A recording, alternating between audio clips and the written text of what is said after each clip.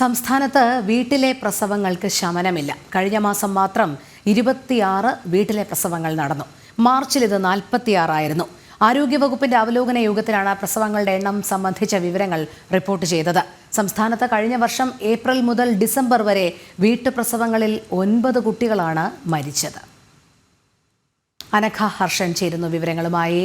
അനഘ, വലിയ ഞെട്ടിപ്പിക്കുന്ന കണക്കുകളാണ് ഈ സംസ്ഥാനത്ത് വീട്ടിലെ പ്രസവങ്ങൾ കാണിക്കുന്നത്.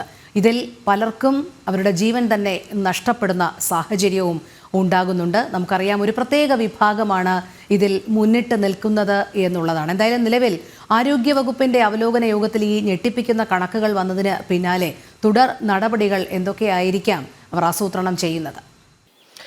രോഹിണി, കഴിഞ്ഞ മാസമാണ് വീട്ടിൽ പ്രസവിച്ചതിനെ തുടർന്ന് ഒരു മുസ്ലിം യുവതിയും കുഞ്ഞും മരണപ്പെട്ടത്.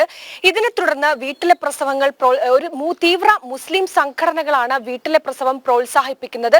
ഇത് ആരോഗ്യവകുപ്പ് അംഗീകരിക്കുകയും ചെയ്യുന്നുണ്ട്. മാത്രമല്ല, മലപ്പുറത്താണ് ഏറ്റവും അധികം വീട്ടിലെ പ്രസവം നടക്കുന്നത് എന്നും ആരോഗ്യവകുപ്പ് സമ്മതിച്ചതാണ്.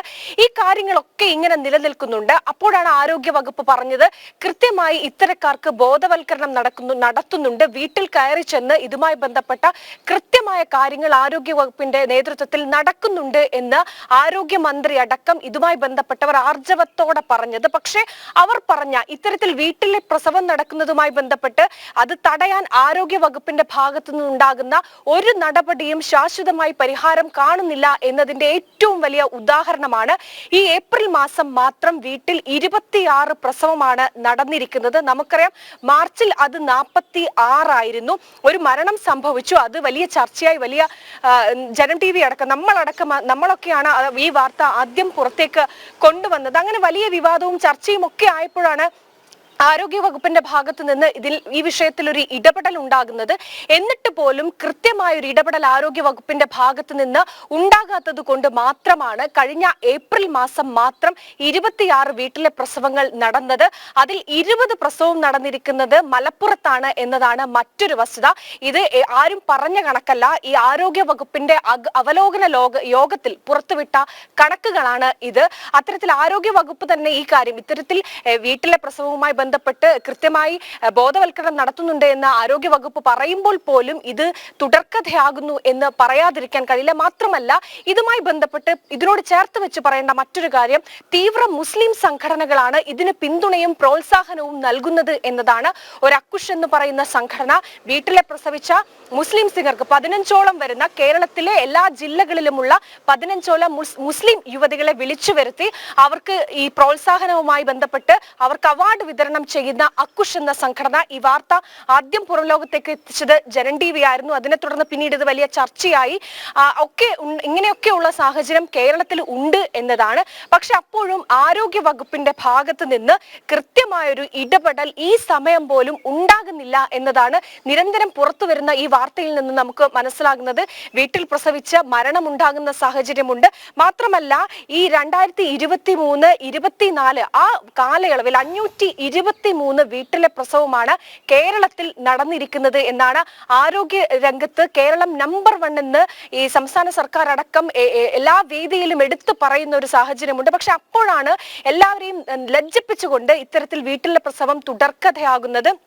തീവ്ര മുസ്ലിം സംഘടനകൾ ഇതിന് പിന്തുണയും പ്രോത്സാഹനവും ഫണ്ടും നൽകിക്കൊണ്ടാണ് മുന്നോട്ട് വരുന്നത്. ഇതിനുമായി ബന്ധപ്പെട്ട് വീട്ടിലെ പ്രസവം പ്രോത്സാഹിപ്പിക്കുന്നതിന് വലിയൊരു വാട്സപ്പ് കൂട്ടായ്മയുണ്ട്. പലയിടങ്ങളിലും ഇതുമായി ബന്ധപ്പെട്ട ആളുകൾ കൃത്യമായി തന്നെ പ്രവർത്തിക്കുന്നുണ്ട്.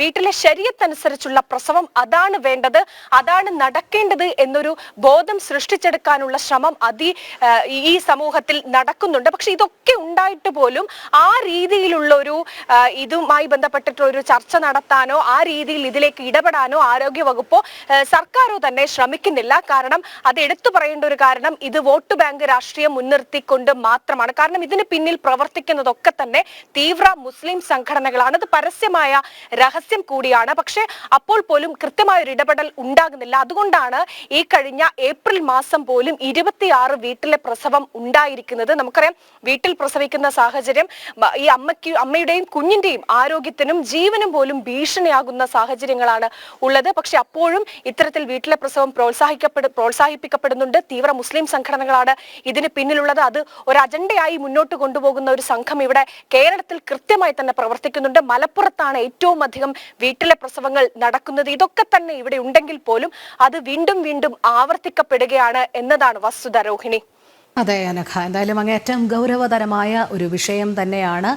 ഇപ്പോഴും ആരോഗ്യ വകുപ്പിന് ഇതിൽ കാര്യക്ഷമമായ ഒരു ഇടപെടൽ നടത്താൻ കഴിയുന്നില്ല എന്നുള്ളതാണ്. അതുകൊണ്ടാണ് ഈ ഞെട്ടിപ്പിക്കുന്ന കണക്കുകൾ വീട്ടിലെ പ്രസവങ്ങൾ സംബന്ധിച്ച് ഇങ്ങനെ തുടരെ റിപ്പോർട്ട് ചെയ്തുകൊണ്ടിരിക്കുന്നത്.